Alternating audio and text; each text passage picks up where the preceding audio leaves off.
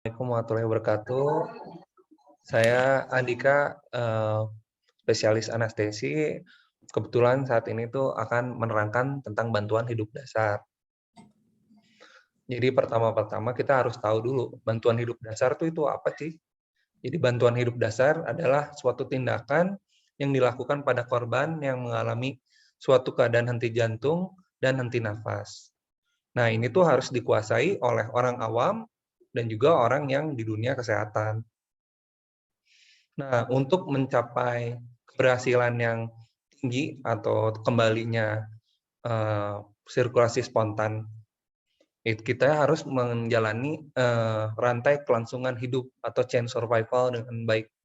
Jadi yang pertama itu pengenalan kejadian henti jantung dan aktivasi sistem gawat darurat atau early access. Yang kedua itu resusitasi jantung paru segera atau early CPR. Dan ketiga, defibrilasi segera atau early defibrillation. Dan yang keempat itu perawatan kardiovaskular lanjutan yang efektif atau efektif ACLS. Lalu yang kelima, penanganan terintegrasi pasca henti jantung atau integrated post cardiac arrest care. Nah ini, jadi berbeda rantai kelangsungan hidup di dalam dan di luar rumah sakit. Perbedaannya tuh kalau yang di luar, apabila kita ada pasien yang henti jantung, kita langsung aktivasi emergency response, berikan CPR, defibrilasi, lalu apabila petugas emergensinya datang, nanti dibawa ke ambulans, lalu dilakukan resusitasi, lalu setelah itu masuk ke post cardiac arrest care atau biasanya sih kalau kita masuknya ke ICU. Lalu yang terakhir tuh di recovery. Nah, apabila pasiennya di dalam rumah sakit, itu perbedaannya di early recognition atau prevention. Jadi pertama itu kita harus mengenali pasien-pasien mana nih yang beresiko terjadi henti jantung. Nah, apa saja yang kita bisa lakukan untuk mencegah henti jantungnya? Apakah kita lakukan dialihkan pasiennya ke ICU atau mungkin apabila pasiennya itu dengan yang end stage cancer, kita lakukan informed consent, apakah harus dilakukan CPR atau tidak. Nah, itu kita evaluasi terlebih dahulu. Jadi tidak tiba-tiba pasien itu tiba-tiba henti jantung, kita tuh harus prediksi dulu. Untuk selanjutnya ini sih sama, aktivasi emergency response, kita lakukan CPR, defibrilasi, post cardiac arrest care, dan yang terakhir recovery. Nah, untuk pasien ini logaritmanya. Jadi pertama itu kalau misalnya ada pasien yang henti jantung, biasanya kan tidak sadarkan diri, dia tergeletak di bawah gitu. Kita lihat dulu sekeliling lingkungannya. Apakah aman untuk kita menolongnya? Kalau misalnya tidak aman, kita bawa dulu pasiennya itu ke tempat yang aman. Dan kalau misalnya bisa sih kita dapatkan tempat yang datar dan keras, si tempat menolongnya itu. Setelah itu kita cek korbannya itu apakah berespon atau tidak. Apabila tidak berespon, kita cari pertolongan dan juga mengaktifkan emergency response. Bisa lewat HP atau kita bisa minta ke orang lain, tolong teleponkan ambulans atau rumah sakit. Lalu kita juga harus dapatkan AED secepatnya atau peralatan emergency.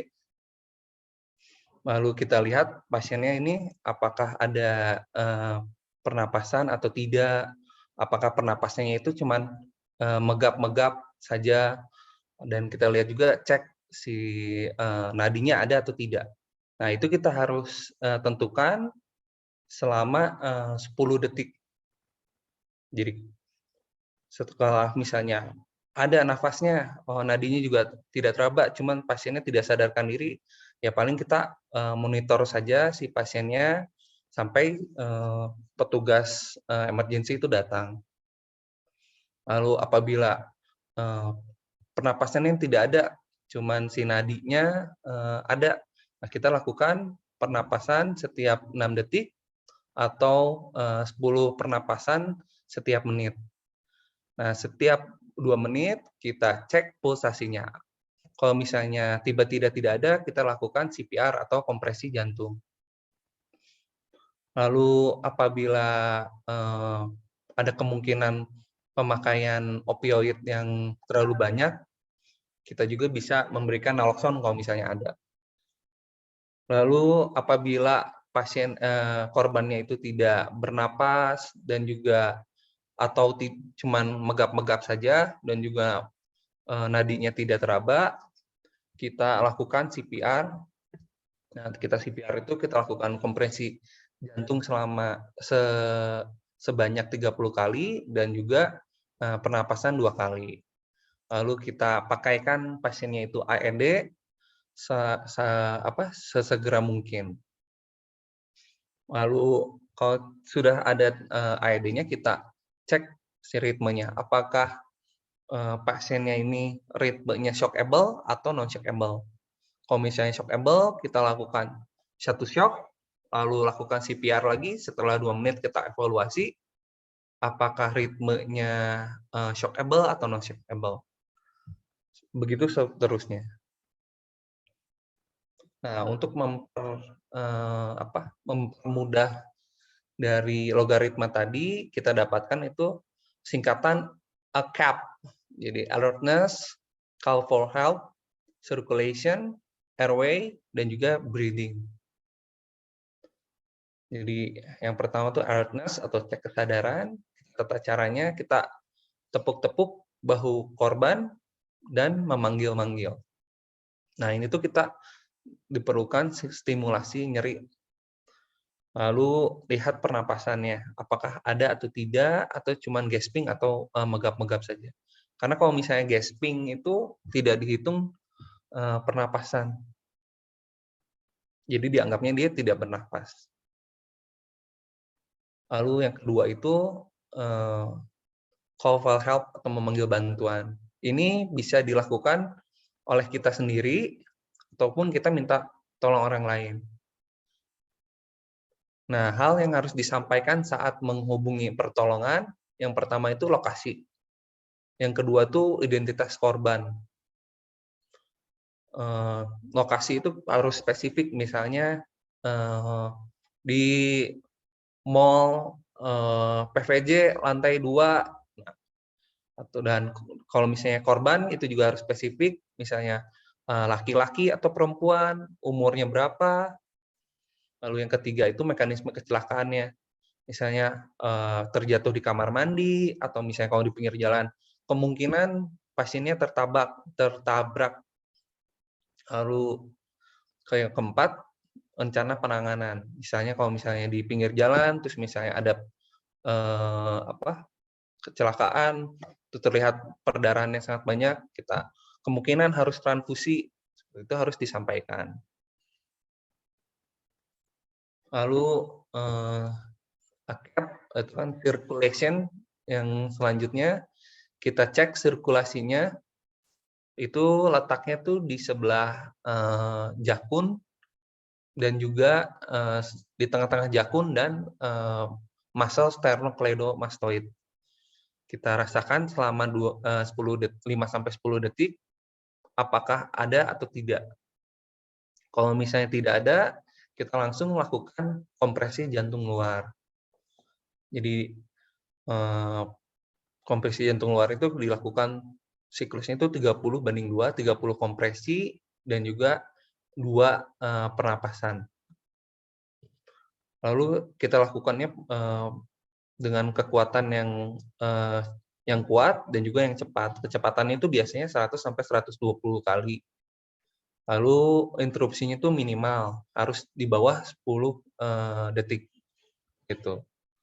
Nah, kompresinya itu dilakukan di tengah bawah sternum. Kalau dulu kan sejajar dengan nipal, cuman ternyata itu tuh tidak reliable buat yang lain. Jadi dilakukan itu setengah sternum aja di bawah. Lalu posisi tangannya itu interlocking seperti gambar di sini, dan juga tangan yang dominan itu di atas. Gitu. Kedalaman 5 cm dan tidak boleh lebih dari 6 cm. Karena resiko terjadinya fraktur kosta. Dan juga tetap mempertahankan pengembangan dada kembali. Jangan kita memijat jantungnya itu terlalu cepat sehingga dadanya belum kembali, sudah kita pijat lagi, itu kurang baik buat si jantungnya.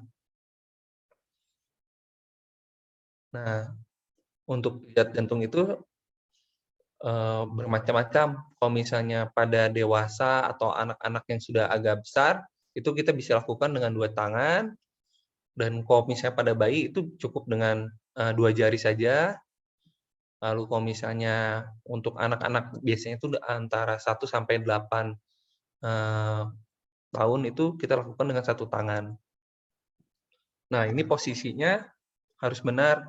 Jadi yang menjadi tumpuan itu sebenarnya si panggulnya, dan yang naik turun itu kita harus satu garis lurus antara bokong dan punggung, semuanya satu garis lurus. Tekanan tumpuan itu ada semuanya di apa? Di jari, di bawah jari. Lalu dilakukannya di bawah setengah bawah sternum. Lalu setelah itu kita airway-nya, kita buka jalan nafasnya dengan cara tengadah atau angkat dagu, seperti gambar di sini. Nah, ini tapi dilakukannya untuk pasien-pasien yang non-trauma.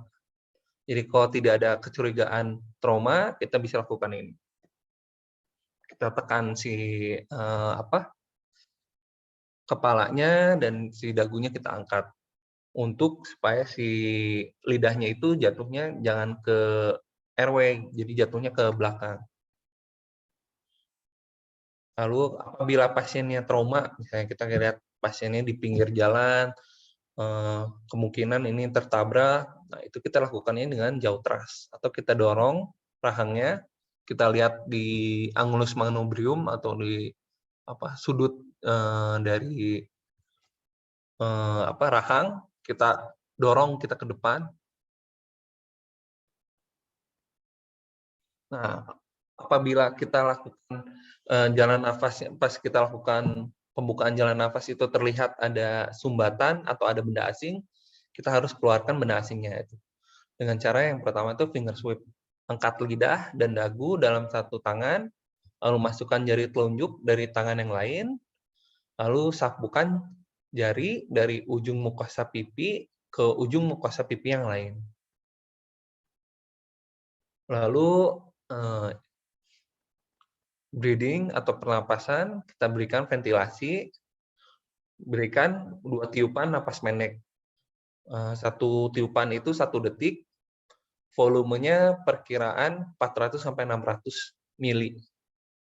Lalu pada bayi itu 30 mili per tiupan. Lalu setelah kita tiup, kita biarkan dulu pasiennya itu ekspirasi pasif. Jadi tidak harus kita sedot atau kita diamkan saja. Nah, siklus RJP ini terdiri dari kompresi dada 30 kali dan diikuti ventilasi sebanyak 2 kali. Lalu kompresi itu sedikitnya 100 kali, dan biasanya itu maksimal 120 kali. Lakukan sampai 5 siklus atau 2 menit, setelah itu kita evaluasi. Nah, misalnya waktu evaluasi nadinya tidak ada, kita kembali ke CPR tadi, atau kalau misalnya ada, kita cek pernapasan. Kalau misalnya nadinya sudah teraba, kita cek pernapasan. Kalau pernapasannya tidak ada, kita melakukan ventilasi 10-12 kali ya, atau sebanyak 6 detik sekali. Lalu letakkan dalam posisi recovery jika ventilasi adekuat dan juga tidak ada trauma. Lalu berikan oksigen dan kita monitor tanda vital kalau misalnya tersedia, kalau misalnya tidak tersedia Ya kita lihat keadaan pasiennya, tetap kita cek nadinya apakah masih ada atau tidak, pernapasannya adekuat atau tidak. Lalu kalau misalnya sudah ada ambulans atau itu kita bisa langsung transport. Nah, ini posisi recovery-nya. Jadi kiri itu dilipat, lalu kita miringkan, dan tangan kiri juga kita lipat, lalu di bawah menyangga ke leher, ke kepala.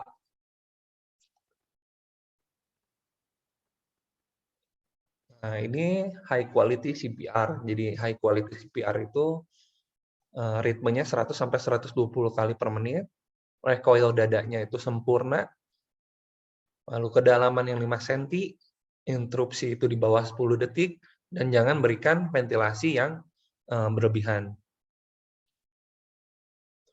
Nah, kapan sih kita tuh harus mengakhiri resusitasi? Nah, yang pertama itu kita hentikan resusitasi apabila sirkulasi dan ventilasi spontan telah efektif dan timbul. Lalu yang kedua, resusitasi diambil oleh orang yang lebih kompeten dari kita. Lalu yang ketiga, tidak sadar, pernapasan spontan masih tidak ada, terjadi dilatasi pupil selama 15-30 menit. Nah, lalu asistol selama 30 menit setelah RJP dan obat-obatan juga sudah diberikan secara optimal. Lalu apabila pasien-pasien dengan stadium terminal suatu penyakit, atau yang terakhir, penolong terlalu lelah. Tapi kalau misalnya penolong terlalu lelah itu hanya terjadi di luar rumah sakit. Kalau di dalam rumah sakit kan bisa gantian. Nah, sewaktu kita menolong pasien yang henti jantung juga, kita harus lihat apakah ada penyebab henti jantung yang reversibel, seperti 5H, 5T, seperti hipovolemi, hipoksia, asidosis atau hidrogen ion, hipo atau hiperkalemia, hipotermia, tension pneumotoraks, tamponade kardiak, toksin, trombosis paru, atau ada trombosis koroner. Nah, kita perbaiki dulu, misalnya volume, kita berikan volume dulu. Kita pasang IV line, berikan volume yang cukup. Hipoksia kita, misalnya, kita bisa beri ventilasi, atau kita pasang ETT. Kalau misalnya pasien asidosis, itu kita bisa berikan cairan. Hiperkalemia juga kita bisa koreksi kaliumnya. Untuk yang hipotermi kita hangatkan. Apabila ada tension pneumotoraks, kita bisa lakukan penusukan di interkostal 2. Kalau kan tamponade kardiak, kita konsulkan ke kardiologi. Apabila ada trombosis, kita bisa berikan heparin. Jadi untuk meringkas, jadi yang pertama itu kesadaran. Kita goyangkan dan kita tanya, Pak, gitu. Dan lihat pernapasan, apakah pernapasannya adekuat atau tidak, apa cuma megap-megap. Lalu yang kedua, setelah kita tentukan pasiennya itu tidak sadar, kita aktifkan emergency response dan kita dapatkan AED secepatnya. AED itu biasanya sih kalau itu tersedia di mall-mall tuh sudah tersedia, di bandara juga sudah tersedia. Lalu kita cek nadi karotisnya. Apabila nadi karotis tidak ada, kita beri kompresi dada sebanyak 30 kali. Tangan di bawah setengah sternum, rate-nya 100 kali per menit, kompresi sedalam 5 cm. Lalu buka jalan nafasnya dengan head till chin lift untuk pasien yang non-trauma. Untuk pasien trauma kita lakukan jaw thrust. Lalu kita berikan 2 ventilasi, 1 detik untuk setiap bantuan nafas. kita lihat dadanya naik atau tidak. Setelah udah dada naik, kita biarkan ekspirasi secara pasif, lalu lanjutkan siklus 30/2, cek nadi setelah 5 siklus atau 2 menit, kembali CPR kalau misalnya tidak ada nadinya. Ya, sekian dari saya. Terima kasih untuk perhatiannya. Baik, atur nuhun Dokter Andika atas penjelasannya. Mungkin bisa di stop dulu punten Teh Sundus.